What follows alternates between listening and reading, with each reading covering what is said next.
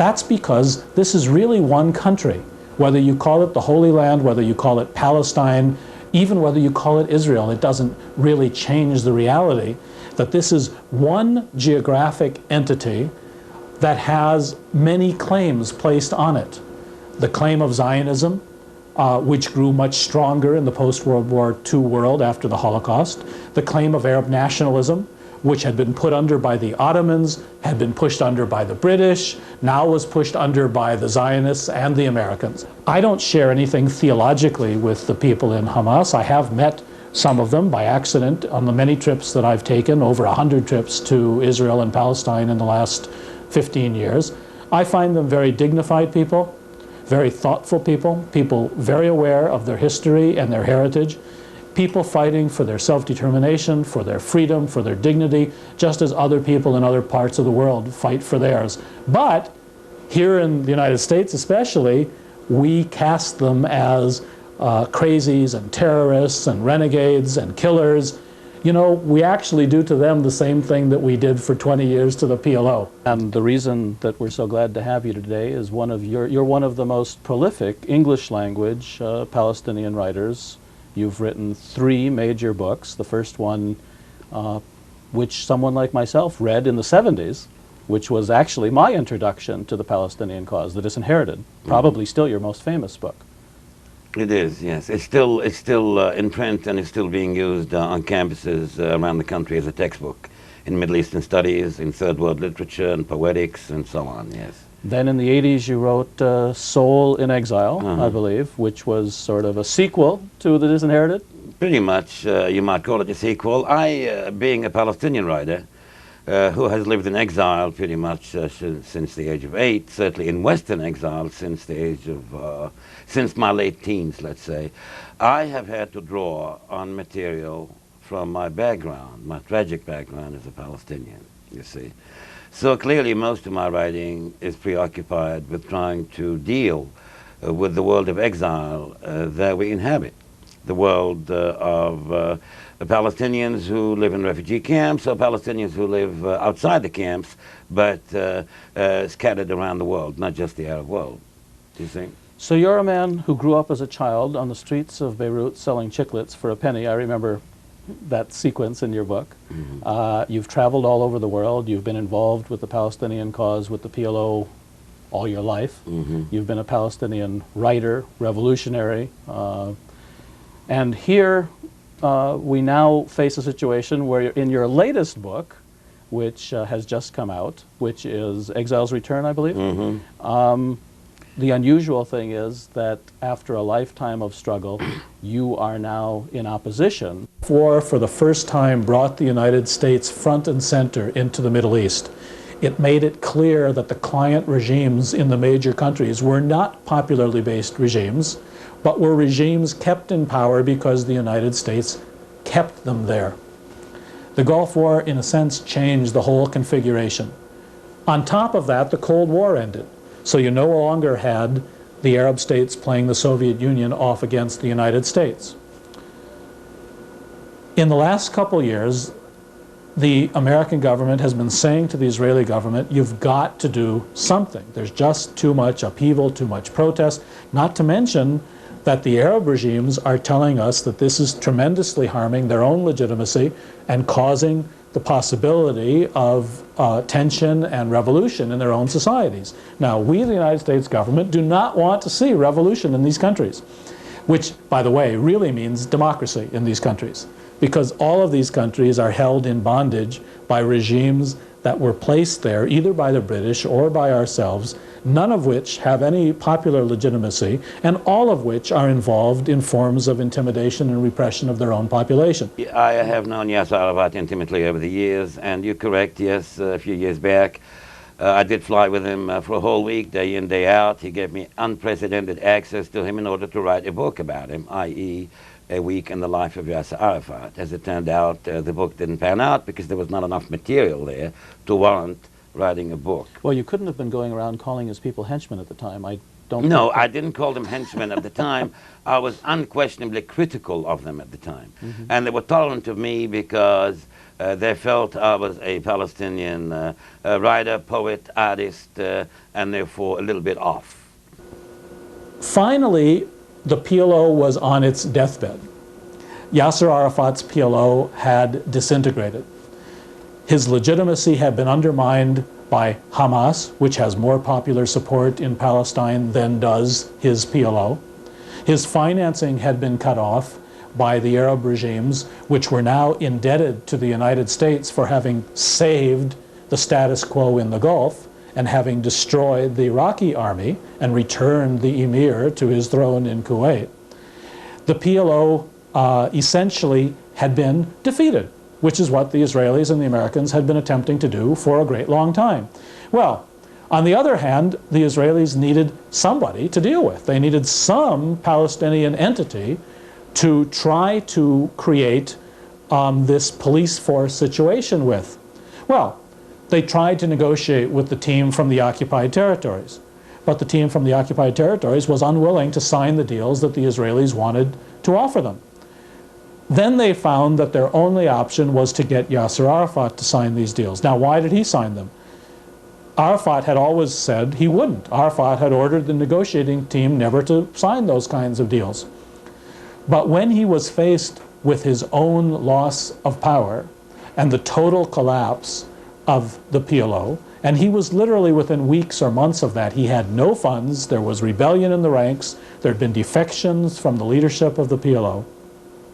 Arafat obviously decided that he was going to choose personal survival over institutional policies. Tell us about Yasser Arafat. Tell us about what you think about the man and why he has subjugated his people to this kind of an agreement. Well, I mean, look, Yasser Arafat is yet another Arab leader. He's not a revolutionary leader. He doesn't have the penetrative grasp of political life that, you know, Castro or Mao Zedong or Lenin or Mandela, thank you for reminding me, had. Yasser Arafat is a simple man, bordering on being a simpleton in terms of his grasp of the political realities of the world. He's a typical Arab leader. He's a patriarch. He is running, or he used to run, a political organization, the PLO, in the same manner that Arab leaders led their governments, led their countries. Putting it in somewhat different language, what you're really saying is that the PLO has become a client regime.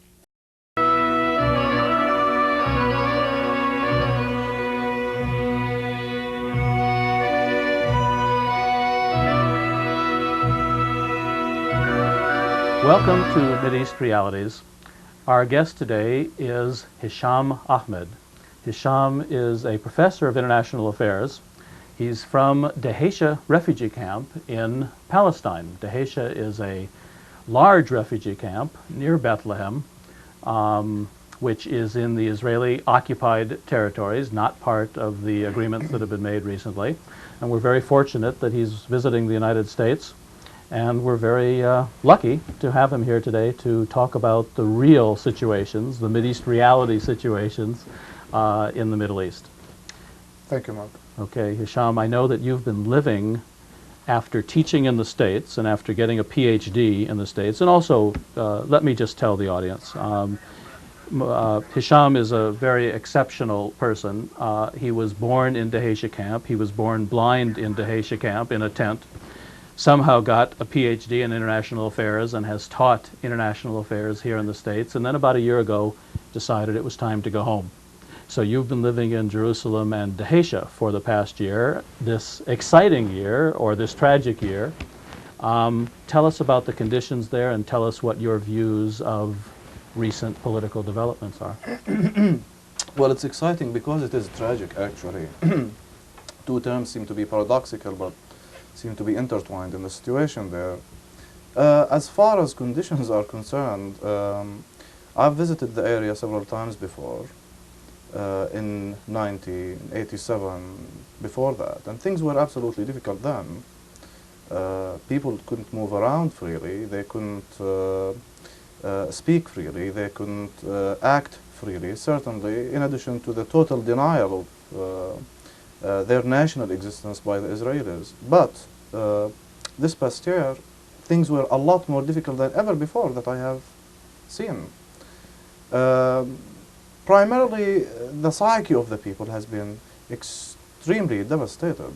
After 7 years of intifada activities, people feel that their activities didn't really pay off. They have been hindered, they have been aborted, and not much has been achieved.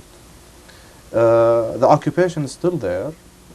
The curfews are a daily occurrence, especially in refugee camps. The blockade around Jerusalem has absolutely made people's movement impossible to and from Jerusalem. It has devastated the social fabric in that Palestinians, let's say, living in Bethlehem, who have to cross Jerusalem to get to Ramallah, cannot visit Ramallah anymore, and vice versa. So the occupation and the agreement, which is now in a sense part of the occupation, have really divided city from city, group from group, area from area.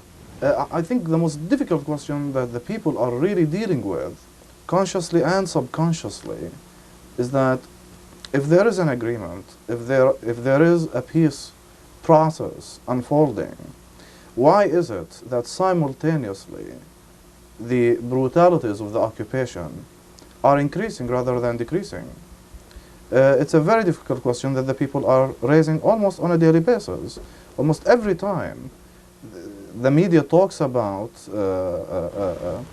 some new proposals, some new agreements as far as the peace process is concerned, Israeli crackdown on Palestinian society gets on the rise.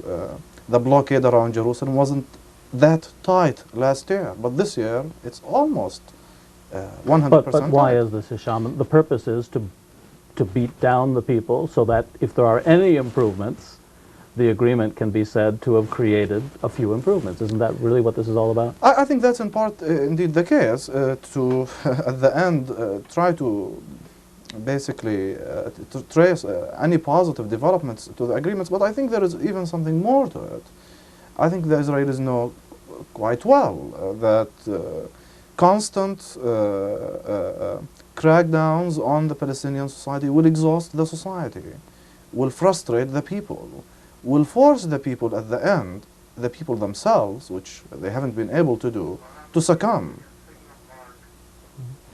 Well, the occupation has been repackaged to a certain degree, but tell us very candidly, what is this agreement in your mind? What has happened in the last year? Well, where to begin? On the one hand, the people are quite thirsty and hungry for change. They can't stand the occupation anymore. They have suffered very deeply, very profoundly from the occupation.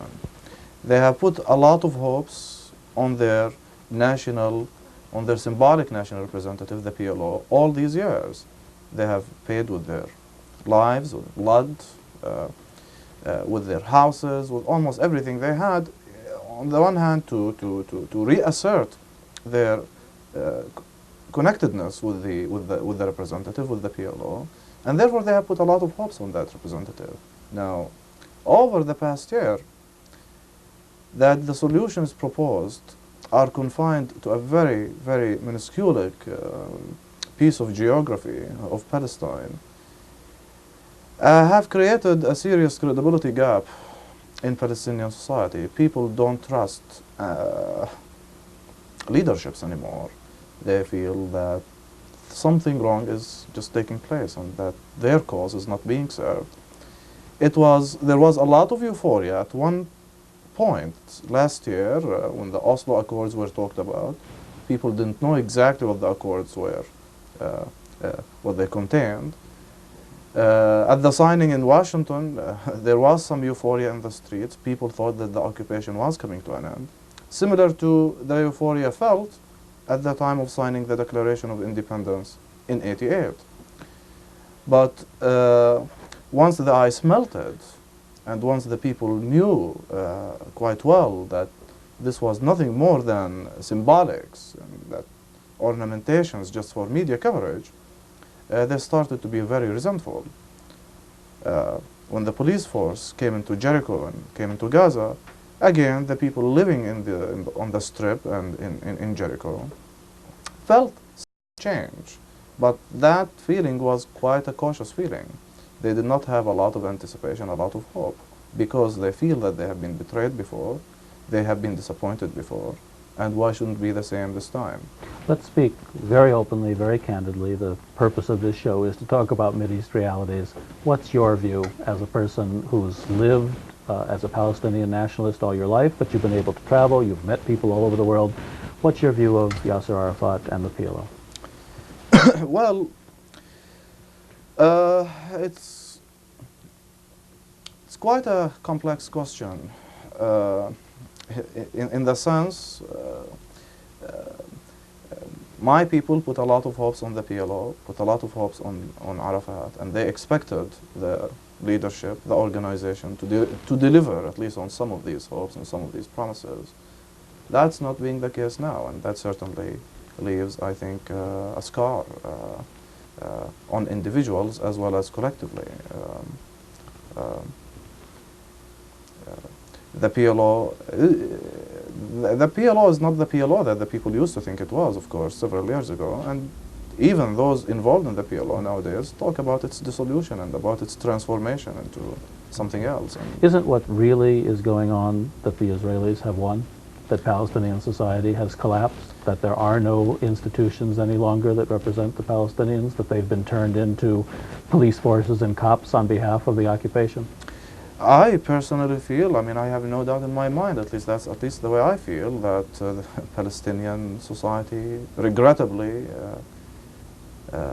at least it's the political side of the society has been utterly defeated. I have no doubt at the same time that the Israelis have won quite an impressive victory. They have been able to build their own society. At the same time, they have been able to almost liquidate Palestinian society institutionally, socially, psychologically, economically, and politically. Plus they have other goals as well, don't they? Aren't they economically moving toward trade agreements with the Arab states? They have diplomatic relations with the Vatican. The image that Israel now portrays is an image of a state that made an honorable and just peace, but in reality the Palestinians are kept on Bantustans and reservations. I think that's the foremost dynamic behind the signing by the Israelis and the involvement by the Israelis in these agreements. I think there is a compelling feeling on the part of the Israeli political leadership that the United States has its own economic, financial problems, and the degree of support it has been giving to the Israelis will not necessarily continue in years to come. Therefore, since the Arab world is closer geographically to the Israelis, why not try to bridge the gap and widen Israeli market into the Arab world? After all, Israeli products are quite competitive in Palestinian society. Why wouldn't that be the case also in other Arab societies? The political atmosphere is quite fertile. What the Israelis badly needed was a form of Palestinian legitimization for the Israelis to enter the Arab market publicly. I venture to say that they have done that, perhaps not as publicly as they will do it now, but they have done it in the past. Well, Arafat was maneuvered to give them this entree. But what about the Arab world itself? You're a professor of international affairs. You've lived in this part of the world. Your future, your family, your life is tied up in this part of the world. Tell us a bit about your view of what's going on in the region and what brought this state of affairs in Palestine about. Well, there is an incredible, almost unbridgeable gap between civil society in the Arab world. Even the term itself, I mean, it's quite an obscure term that people are not used to even talk about it, on the one hand, and of course the political society, the governments, the regimes. There is hardly anything that would connect the two. We find the governments in the Arab world acting and thinking in a manner totally inconsistent with the demands, the aspirations, the hopes, and certainly the needs of the overwhelming majority of their peoples. Egypt is a case in point, and I venture to say that perhaps the rest of the societies are in the same boat. Another characteristic, of course, is that whenever stability seems to take place in the Arab region, we are very likely to see some form of conflict erupting. Once the Gulf War settled, a couple of years after, the conflict in Yemen ensued. The Arab region seems to be really doomed to instability, total lack of tranquility, total manipulation of its resources, and certainly total manipulation also of its political will by external powers, but also it has over the years become a function of internal ills, socialization over the years, acculturation based on submissive attitudes to the authorities, based on total submission to the authority, has led people basically not to question, not to act, and more importantly, to be frustrated, I think. There are exceptions. We see that from time to time in Algeria, taking different forms, in Egypt, here and there. But by and large, the Arab peoples themselves are not likely to act in the very near future. I think that's a cycle that will... Well, then you're suggesting that the regimes that are in power, and the Americans, who of course play the role as superpower, and the Israelis as a role as regional superpower, you're suggesting this is a reasonably stable arrangement and likely to continue then? By and large, my fear is that that status quo will continue for a while, for a long time actually. There will be some tensions from time to time, there will be some clashes here and there, but on the whole, the region is not to see the light of day in the foreseeable future. As the game of nations is played, which means that justice and human rights are not in the forefront, but power and economic resources are in the forefront, the Americans and the Israelis are pretty much on top. Let's put it this way. I mean, the Arab region, in my view, will be out of questions pertaining to culture, to civilization, to prosperity, to modernity for quite a long time. It's not the case that there are no talented people there. It's not the case that there are no skilled people. But it certainly is the case that such talents are suppressed, liquidated, marginalized, or basically forced to leave the region. What about the role of the Islamic national movements, which, if you would agree with me, are a counter-reaction to all of the things we've been talking about? Their influence will be on the rise as well, to varying degrees in the Arab world.